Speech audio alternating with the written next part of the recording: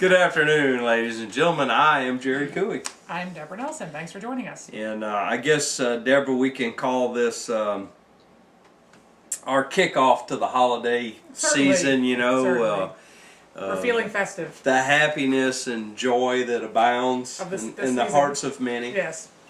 And once again, folks, welcome to Santa Rosa Week TV.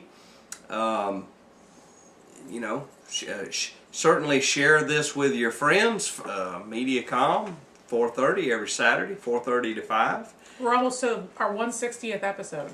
Right, we're hanging in there. Do you remember that we commemorated the 72nd episode as we were now surpassing the original Star Trek? Star Trek, right? We're now on track to surpass The Next Generation.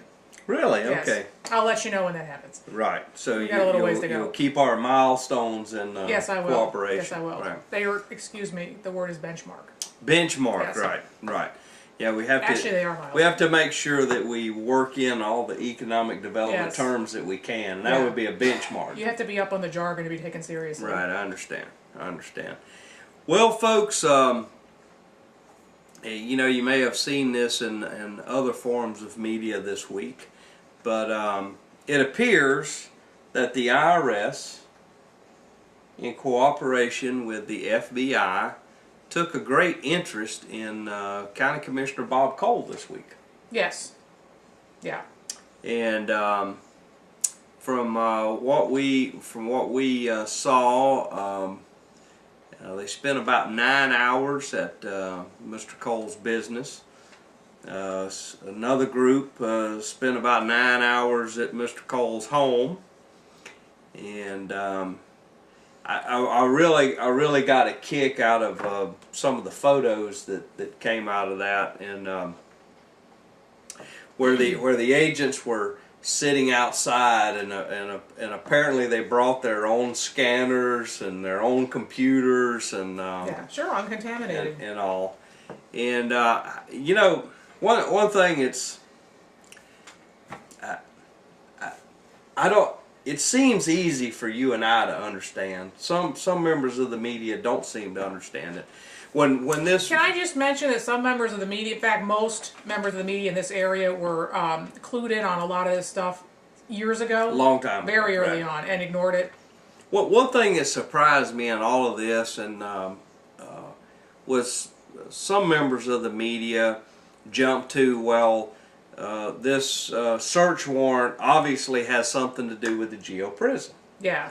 And look, folks, we've talked about it on this show. We read the subpoenas to you. It should be pretty obvious to anyone who can read that there's an interest in the ambulance service, the ambulance contract in the county's in county. Yeah, there's many internal issues within the county that was included on the FBI subpoenas. And now, as Commissioner Cole voted on items for the Geo prison, certainly there may be some exposure there should the FBI find something there that they don't like. But there was so many things in the subpoenas, and I'd just like to point out again to everyone that I've tried to explain it to some members of the media, but there's been 5 FBI subpoenas in Santa Rosa County. 1 early in the year, and then 4 additional ones after that. And so obviously they, I don't know, reports varied, but somewhere in the neighborhood of about 18 to 20 agents between the FBI and the IRS were involved in that, and they certainly spent a considerable amount of time at those locations. And I guess at this point we'll just wait and see what the outcome is. I imagine that Bob Cole knows a lot of interesting details about the day-to-day goings-on in the Santa Rosa County Commission and other organizations. He sits on other organizations as well. Right. I imagine he's got a lot of interesting tidbits that they might be interested in. Right. You know, as they say in America, innocent until proven guilty. I will say this, not specifically related to what occurred recently, but historically, when 20 agents show up to your house or your business, there's usually, they have a pretty good idea of why they're there. And Yeah. so we'll just have to wait and see, folks, and we'll keep you posted as it goes. It's you know, one of the things that you've heard me say many times on this TV show, where I have asked for people to modify their behaviors, where I've asked them to follow procedures, where we've asked them to have open meetings and open records, where I have pleaded with them to do due diligence on properties that they buy, and was ignored virtually at every turn. Now there's a group of folks that have taken an interest in this, that they don't care who your brother-in-law is, or who your sister-in-law is, or who your uncle is. When the FBI comes to visit you, I think you should take it pretty serious. Yeah. It's not a, well, and obviously we know why the IRS was there. The IRS wasn't there to check to see what kind of furniture was at Bob Cole Imports or at Bob Cole's house. They were there to look at financial records. And that level of IRS activity would lead me to believe that the federal government feels like they're owed some money. If the IRS is owed money, they're going to find every little cent that you owe. Let me put it that way. Right. They're good at uncovering, ferreting out stuff like that. Exactly. You know, I want to interject this, and we discussed this before. But you're talking about asking elected officials to watch their step, and you know, really, I tend to see this more as a failure on the part of the local media, because you're always going to have government officials gonna push it. acting exactly. Right. And it's supposed to be the job of local media to keep an eye on that. And of course, we know that our local media does not do a wonderful job of keeping up with stuff. But we also know that most of the stuff on those subpoenas, most of those counts on the subpoenas, that information was handed to the local Right. media, along with connecting the dots for them. Detailed descriptions. Yeah. I mean, all they would have had to do was go back and verify the information. It would have been the easiest reporting job that you Right. could have. And still nothing appeared. Right. Years ago. And once again, folks, let me say, 15 specific items in an FBI, in a series of FBI subpoenas. Yours truly, along with Deborah Nelson of Santa Rosa Week TV, we did extensive stories on every category in all 5 subpoenas.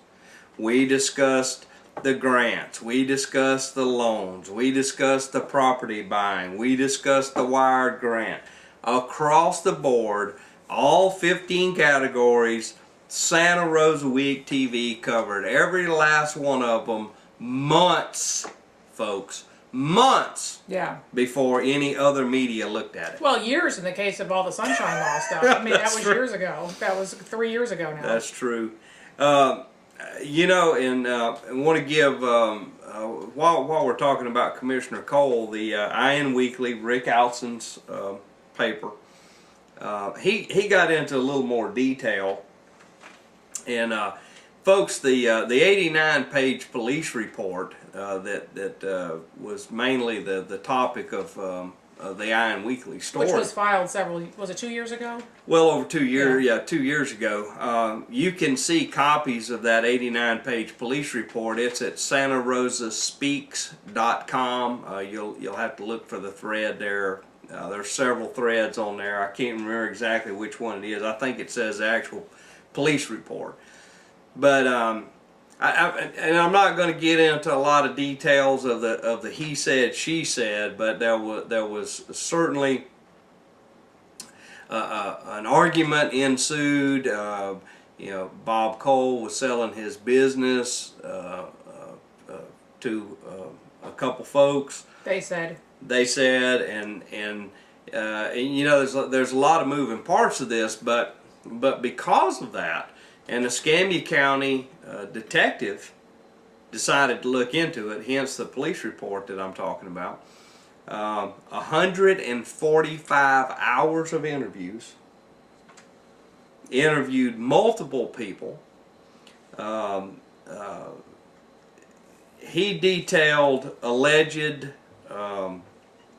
FEMA fraud, alleged insurance fraud,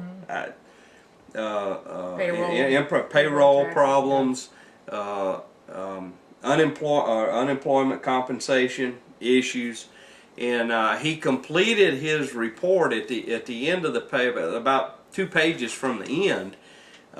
He stated that due to the inconsistencies of Mr. Cole, that he was going to forward that report to several agencies. And should we guess the FBI might have been one of them? no, it was actually two separate agencies of the IRS, and then the FEMA fraud hotline, the insurance fraud, several places. And you know, folks, all of this was readily available at the office of your state attorney, Bill Edens. You know, from time to time, little birdies call me. Yeah. And I'll be quite honest with you, folks. I had no idea that an investigation of this magnitude had even occurred. Nobody had heard anything about it. And I got a nice tip, called me, and it was kind of a funny conversation. They said, well, Mr. Cooey, we understand you like requesting public records. And I said, yes, I do. And they said, if I was you, I would go ask to see the file at the state attorney's office. And click. So I requested that, and of course, in the true essence of love and brotherhood that you always get from the state attorney's office, note the sarcasm, folks. We played games for about I think it went on for about 2 or 3 weeks, and I finally had to put my foot down and say, you know what file I'm talking about, you know exactly what I'm talking about, and I am going to look at it. So they finally made it available to me. What is in the very front of it is this 89-page police report that has some stuff in it, folks. It's just, it will astound you. Let's remind our viewership that what the state attorney does is he or she looks at evidence and decides whether to further investigate and prosecute people. And they have a lot of discretion on whether or not to, chase something all the way down or just let it languish in the file. And so we had something like this, which is certainly sitting right there in front of them. Strong allegations. Right. As detailed in a police report from the neighboring county. We had that sitting in a file over there.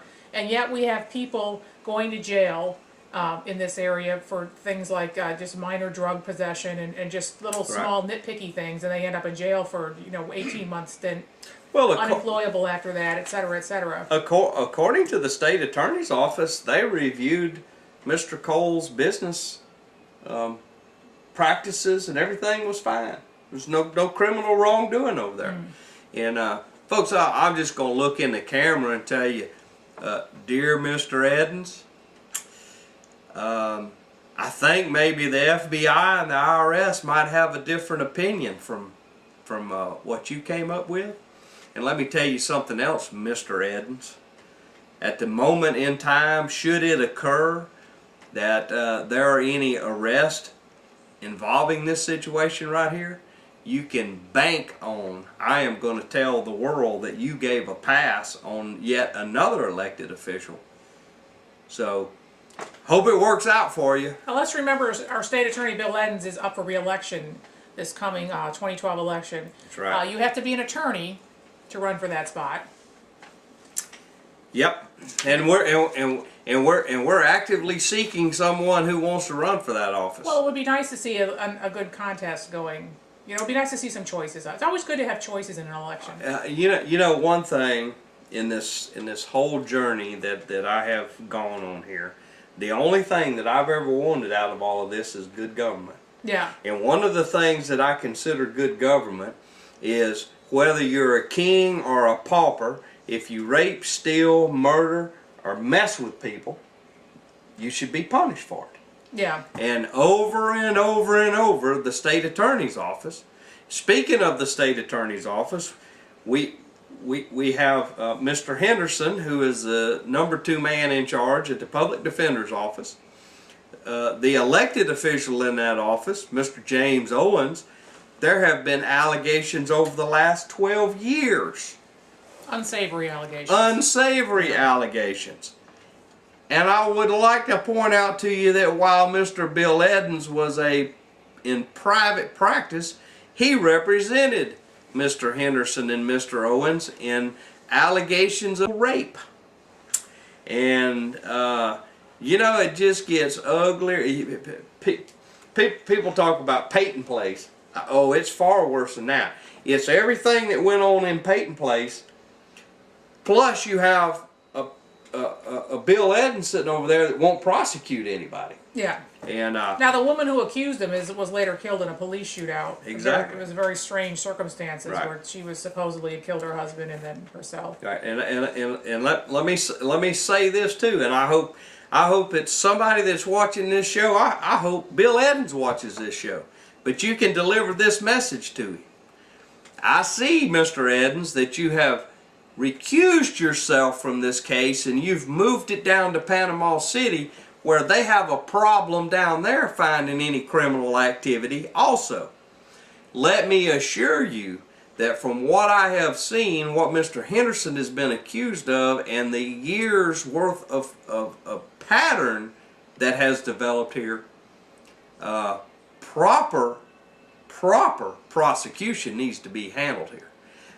The mere fact that he has resigned his position should not give him a pass on what he has been accused of. And well, let's hope his accusers stay away from potential police shootout situations. exactly. You know, that first woman reminds me of the Jay Horton or the Willie Jr. situation. Bad things happen to people that know stuff. Exactly. Yeah. Yeah. Well, it's just a mess. No matter who you are, if you break the law, you need to pay the price for it. And what we have, incident after incident after incident, folks in the 1st District of the state of Florida that Bill Edens is in charge of, name me one elected official that's even got a hand slap since he's been in there. None. Well, None. we had the tax collector. That was an employee of the tax collector. Yeah, that's right. But that, It was no elected official. We've had elected officials that went to islands to developers. Oh, that's okay. We had Team Santa Rosa have meetings behind closed doors forever. Well, they didn't mean to do anything wrong. We got several county commissioners in Escambia County. No, Wilson's okay. Valentino's okay. hire your buddy and then jack his salary up. Hire your buddy, jack the salary up. Oh, no, they didn't do anything wrong. Well, now you got the mayor of Pensacola trying to take over the civil service system. I mean, this is really banana republic territory. I mean, this is third world stuff. Well, and I mean, literally in Pakistan, the best families, places like Pakistan, the third world, the best families send their kids to, I'm serious, to school in America and other places. They get their degrees, the sole purpose of which is to come back and get a civil service job, because that's the only job there is. Right. That there's a steady stream coming in, because they're jacking taxpayers, and that's guaranteed income. So that's the best thing in the third world is to get a civil service job. And we're heading down that road in Pensacola. Well, it is. The problem is, and Deborah and I arm wrestle this one all the time. There does need to be some neutral, not involved organization to watch over the hiring and the firing of employees. It is very obvious to me when you look at what just recently occurred in Escambia County with the hiring of the equestrian center manager and some hirings that we have seen in Santa Rosa County, that somebody needs to be the uninterested referee of this kind of stuff. Right, and then you need a citizens group to referee that person. Yeah, It's because it's free money. You know what? We're in a depression, and it's free money, and Right. they can jack the salaries up, and they can do whatever they want. I mean, this literally is how it works in the third world. one of the things that concerns me about our hiring is in Santa Rosa County, and obviously the same thing in Escambia County, is the number of people that get hired for a job where there's never a job posting for that job. Yeah, well, right. It's Right. internal hiring. Right. Well, when I look that up in the dictionary, that I see a picture of a brother-in-law there. Well, that's modeled. The king of that is the U.S. Federal Service and the Department of Defense.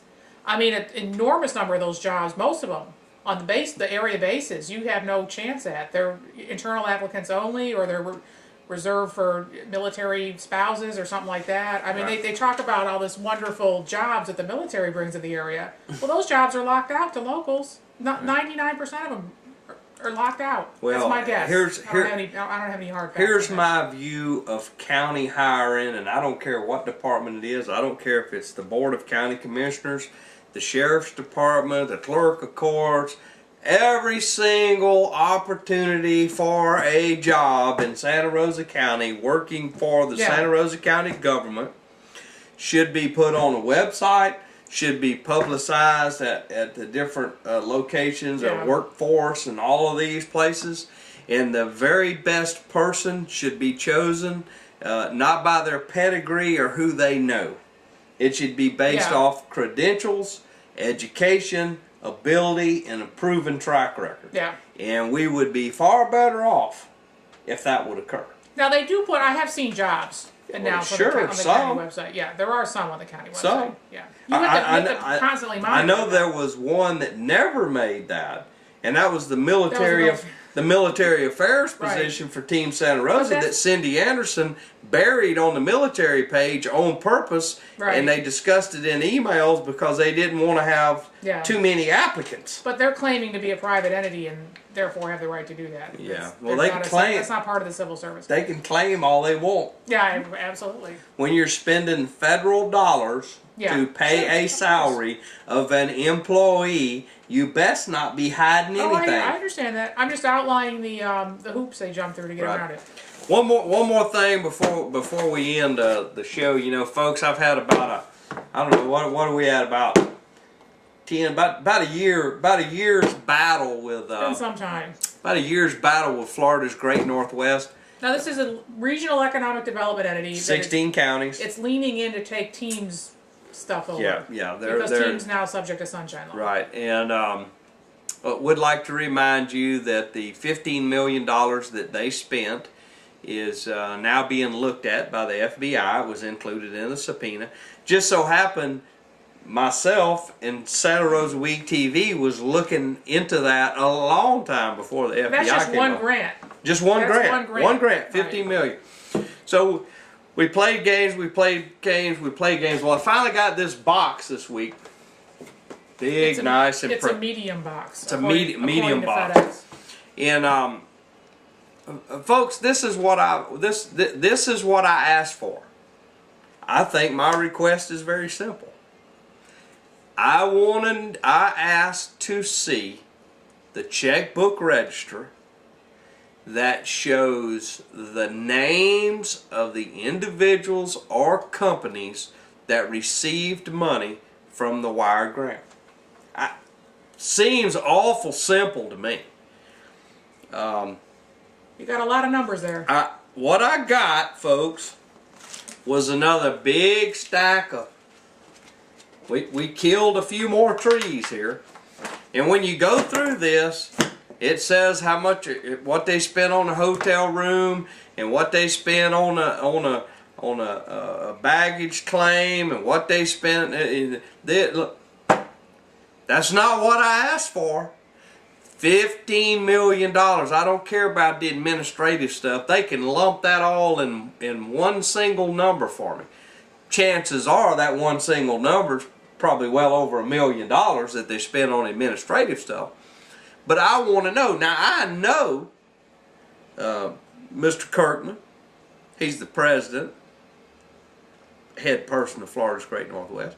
I know that Gulf Power got $385,000 out of that $15 million to train their employees. Fill in the rest of the blanks, Florida's Great Northwest. That's all I ask, you know. I mean, this is just more junk. And let me say this. And I'm gonna say it today, and I'm gonna continue to say it.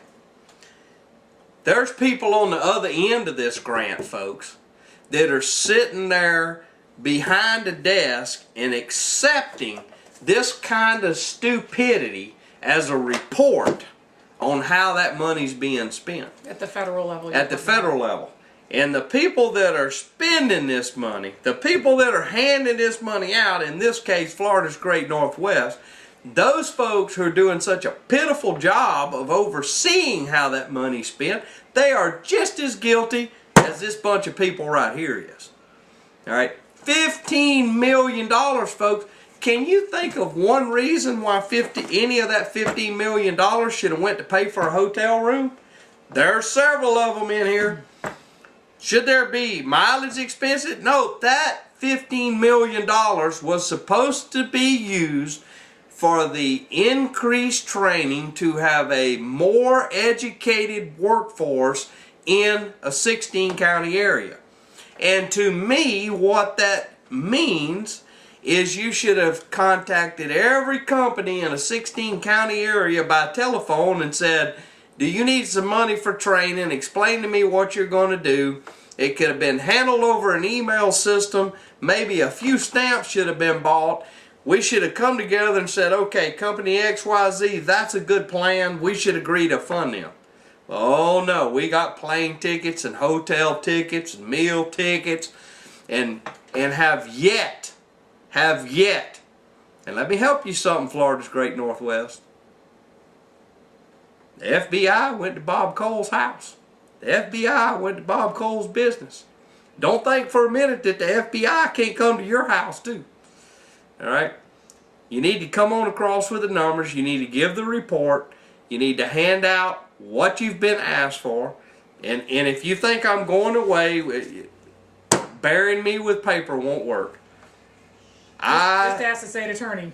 I hung on for 6 years until I got Team Santa Rosa to follow the law. You're even a much larger target, a much larger spender, and if you don't think I won't hang on to this until you follow the law, you got another thing coming. I'm Jerry Cooey. I'm Deborah Nelson. Thanks for joining.